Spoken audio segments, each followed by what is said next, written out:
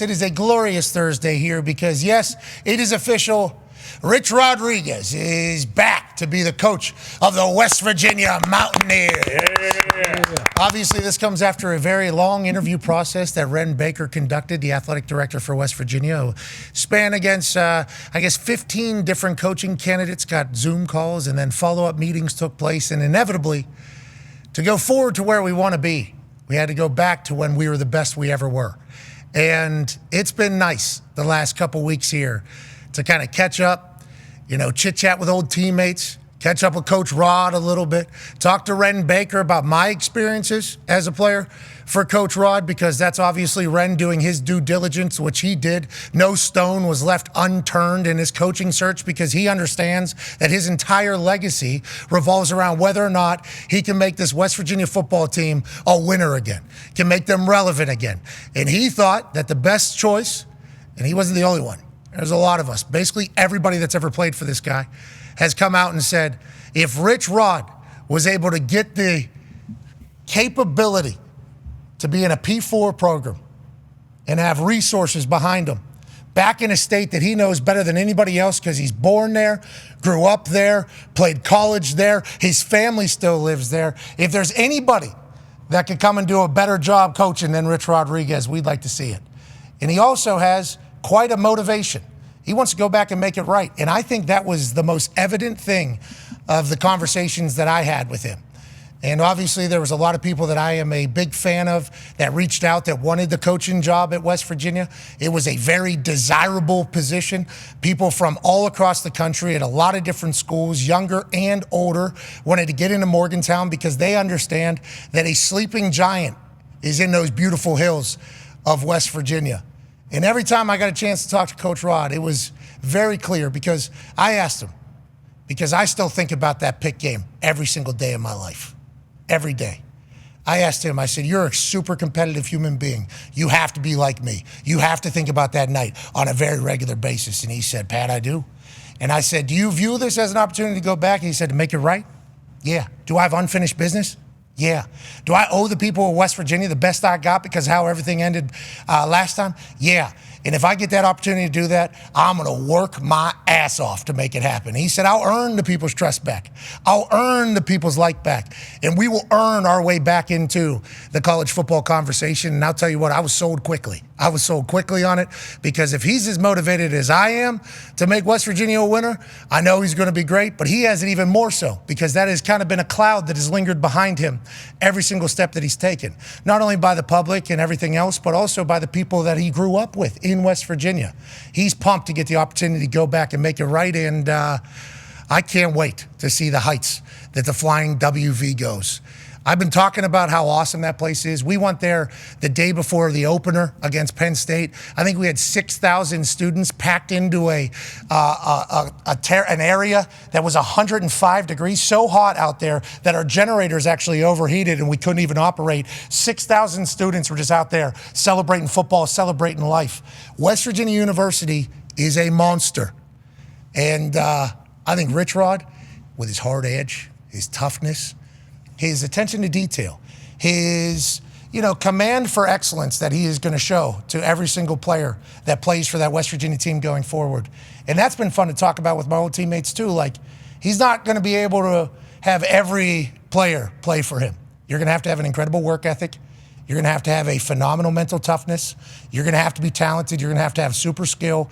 But then you're going to also have to have a want to, and that's to win. And that's every part of your life. You're going to have to want to win. Rich Rod's like the most competitive human I've been around. All he wants to do is win, and he wants to make it right. That sounds like a recipe for success. Congrats to Wren Baker. Congrats to the Mountaineers.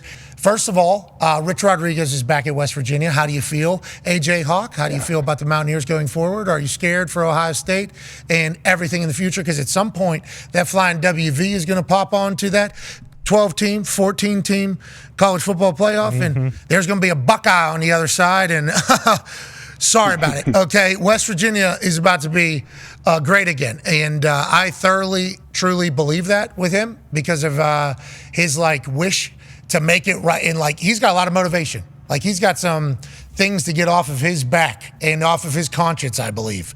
Going back to West Virginia, motivated. I'm pumped about it. I guess there's some people in West Virginia who are still like, I don't know how we let this guy back. But it's like, I think he understands those people. He wants to earn them back, and I think they're going to win. Like, I just think they're going to win automatically. And I don't know if that's right or not, but I think it's true. Well, I feel like I've said this all along. It feels like this was a no-brainer. Rich Rod went and had his other gigs, and he's shown that he still can run a very explosive offense. And this dude is West Virginia. I mean, I get maybe it's like an age thing because I remember this era. I remember the great run that Rich had when he was there, and all the great players that you guys had come through there. So yeah, that's part of it, I'm sure. But yeah, why not? Why would you not hire him? At least give him a shot. Let's do it. Yeah, and there was a lot of people that wanted to gig. So incredibly lucky that our school is in that position. And obviously, shout out to us being in the Big 12. A lot of people see opportunity to get to the college football playoff. Not saying the Big 12's lesser conference, but it is a bid, seemingly, for the playoff if you're able to win the conference. And we didn't even get a chance to ask Lombo about that, but like North Carolina, ACC, okay, you win conference, you get in. Like, that's one of those situations that is appealing for a lot of people these days, especially with how it's going. And the need for it to be run, I think there's like an old school style coming back to football, I think. Yeah. I think the salary cap that's about to get put in place with what those contracts are going to look like from schools as opposed to just fugazi NIL deals. Like, I think it's going to get back to like developing and like working and like it's not easy. And like there's going to be some adversity and you're going to have to develop. I think like that's going to happen with West Virginia, but I also think transfer portal, Rich is going to be able to find the guys that he thinks. So I think it is going to be a boost quick. Like that are his guys that fit what he is looking for. That's what every coach is doing. But Rich does seem to be very good at finding guys that would work for his system and that would work in his culture, I guess, too. That's a huge thing. Yeah, and back in the day, it used to take a couple of years because the offseason is the only time you can kind of reload. It's the only time you can really make anything happen. Now, you can get right now. He can get guys, and you look what Signetti did at Indiana. It's like How many guys at his Jacksonville State team that just won the Conference USA are going to get poached by a big school anyways in transfer portal? It's like, does Coach Rod have any of those guys that I would assume that he has guys that know the way he goes about doing his shit, know the way the workday is going to look like, know the way the offense or defense looks like. It's like Rich has those guys that are going to be able to get in there. And then obviously whenever he meets with the current team, you heard Lombardi say like, hey, if you're out there getting the portal, we're looking for you, which is basically saying we're going to bring in our own luggage, and it's like, which is what Coach Prime said, but that's kind of how teams operate. That's like what teams look like, is a revolving door, a carousel. So it's like, how many guys at West Virginia currently that have not transferred and maybe they're waiting for the bowl game to play, which is cool, but like how many of those guys does Rich Rod think are, and how many of those guys think they can actually he needs a Rich Rod be in that program? Can you tell guys to transfer? How can he get guys out of there that he doesn't want there? I don't know. So it used to be like through workouts, you'd be able to tell. I think I think he legitimately was like, hey, these summer workouts, we're going to find out who's supposed to be on our team and who's not supposed to be on our team. Like that. And we get it out of the way before the season starts, before training camp starts. And I know there's a lot more rules and everything like that, but like the intensity of those workouts and like what it's going to be, that like builds, that's where the program is like built. Well, that winter conditioning, that's the biggest thing. Like those 6 a.m. runs and workouts that you do as a team that are, you go to bed the night before and everyone's anxious, nervous. I'm going to sleep in. I know I got to go there and kill myself for 90 straight minutes, but that's when you become a team. Scared to death, too, that you're going to mess up. Yeah, scared to death you're going to miss your alarm or that you're going to miss a run and everybody's going to have to pay for it. And it's like, can't even sleep the night before these things because you're going in there. But it's like that attention to detail, that accountability, that showing up for each other, that builds a team. That's how teamwork comes together, which I do think we're losing because, they say when you sweat together, that's when you cry together, when you go through things together, that's what builds like a team.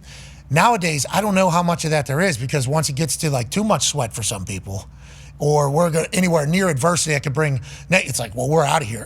They're going and getting more money. It's like, I think Rich has had to evolve, obviously, through it all, but he's going to find his guys, and his guys are going to have a work ethic. Like, these dudes are going to be in shape. These dudes are going to be fast. These dudes are going to be ready. Like, that is part of the team. So how many guys on that team are ready for that, too? That is Because, hey, he didn't get brought in here because the team was winning. Yeah. You know, like, we're brought in here to do this. So I'm excited for him to meet this team and for this team to meet him and really see who's there. Because if Neil's been able to bring in some recruits, we've had a lot of NFL guys. He's been able to bring in recruits. If Rich can, you know, be transparent with these dudes on what it's going to be like, which I think he will. I think meeting one, it'll be like, hey, this is how we operate. Bang, boom, boom. This is what I expect. This is how it should go. Down in the weight room, this is how we operate. Boom, this is how this whole thing goes. If there's guys in there that I hope and I think there will be that are like, yeah, this is what we've been waiting on. It's like he's in a great head start if that's the case. But if he has to fill through the transfer portal and find all those guys in like a 2-week meeting with people or a 1-week meeting or a couple-day meeting, I don't know how easy that's going to be. So I think it is big how this roster ends up being constructed. And tomorrow, I and Connor will be live from the Coliseum. Doors open at 10:30 a.m. there on the beautiful West Virginia campus. Beer will be served at concessions. Wow. I've been told, potentially. Tomorrow's a celebration. After our show goes live from 12 to 1:30, then the press conference will take over on this particular program, and then we will follow with that for as long as it's entertaining. And then as soon as it's on, we'll hop back in a room that is not in the gym to finish off the program. But tomorrow should be electrifying. I have no idea how many people are allowed in. I do believe it's going to be like a first come, first get seat thing. I think the Mountaineer Maniacs are going to be there. I think they have allotted a large portion for them. So it should be electrifying. I'm excited to hear Ren and Rich talk about the whole process. I'm excited to hear Rich's vision. I'm excited to hear the response too. You know, I can't wait to get out there.